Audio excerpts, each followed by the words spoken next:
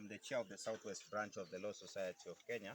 This week we've been having a legal awareness week as a society, where we've been providing awareness or informing our people about court processes, amongst other things. We've come to Marani, where, as we all know, there was lynching of some 4 elderly citizens of the Republic of Kenya, to just pass a message and tell our people that as the Law Society of Kenya, we are willing to offer services as the lawyers to the victims of the acts that were done in very sad acts and the inhuman loss of life that happened here. I'm here alongside me with the Chief Executive Officer of the Law Society of Kenya, who's come to also stand in solidarity with the victims of what happened here, to create awareness that as a society we condemn the acts that happened here, and could wish to inform our people that this should be the last of such acts. Kwa hivyo, I wish to thank you for coming in, and as you see, I'm with a big team of colleagues here who've come to sensitize our people of the need to respect the dignity of life. So allow me just in a minute have the CEO of the Law Society, Madam Mercy Wambua, say a word. Then possibly for our local audience, my brother George Mo will say something on our behalf. Can you do Kiswahili? Nitajaribu. Asante chair wa Southwest branch of the Law Society of Kenya, pamoja na members wetu wenye wana practice kwa hii region ya West Kenya kuanzia Kisii, na tunawashukuru media kwa kuja leo. Leo tumekuja hapa, tuko na huzuni sana, na tumekuja kupea familia walio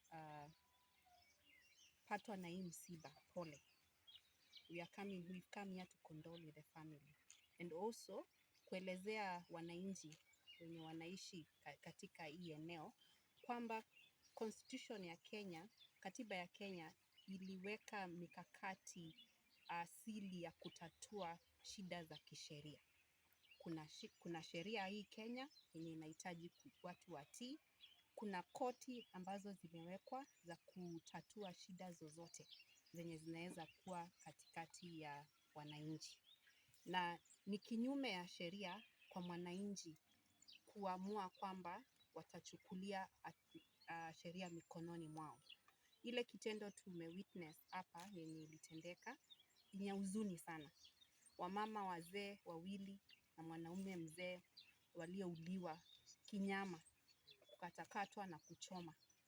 Na hiyo ni kitu yenye sisi kama chama cha mawakili Law Society of Kenya tuna condemn in the strongest terms possible.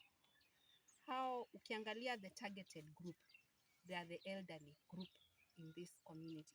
Hawajiwezi. Hakuna sababu yoyote ile mwananchi yoyote anahitajika kuamua kuua mwingine, hata kama amefanya makosa gani.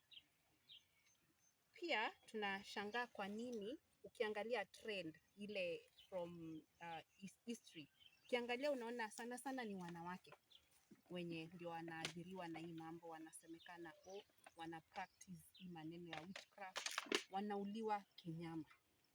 Na ndio maana mimi kama ofisa wa Law Society of Kenya nimeamua kutoka all the way from Nairobi, kwa sababu hii ni jambo ile yenye inafaa kusimamishwa mara moja. Tunashukuru kwamba serikali tunaelewa kwamba kuna watu wale wameshikwa, wako mbaroni, na tunaomba kwamba wengine wenye walitenda hiki kitendo hata watashikwa, wapelekwe kotini, na kama vile chairman amesema, Law Society of Kenya itakuwa pale watch brief on behalf of the families of the 3 who were brutally killed, to ensure that those cases proceed to finality and justice is meted. Kwa hivyo tunasimama na umoja wa katiba, na tunasema kwamba hakuna mtu ako na ruhusa ya kuua mwingine, na hasa kutarget the vulnerable in the society. Na tunaomba pia serikali especially hii region iweze kuweka mikakati asili ya kuhakikisha kwamba kitendo kama hiki hakitafanyika siku nyingine yoyote. Hatutasikia kwamba wananchi wanauliwa kinyama vile tumeona wakiuliwa in broad daylight. Ni nini hasa ile inapea watu hiyo motive? Unaweza ukachukua mtu ukatekate, uchome mchana, kila mtu akikuona, hata kama ni traditions gani. Tunaelewa kwamba Kenya kuna sheria, ukisuspect mtu kama ana practice witchcraft practices, kuna act inaitwa the Witchcraft Act. Shtaki yeye kwa chief ama kwa polisi na hatua itachukuliwa. Kwa hivyo si eti there is no lack of legislation and policies in this country to deal with offenses of whatever nature.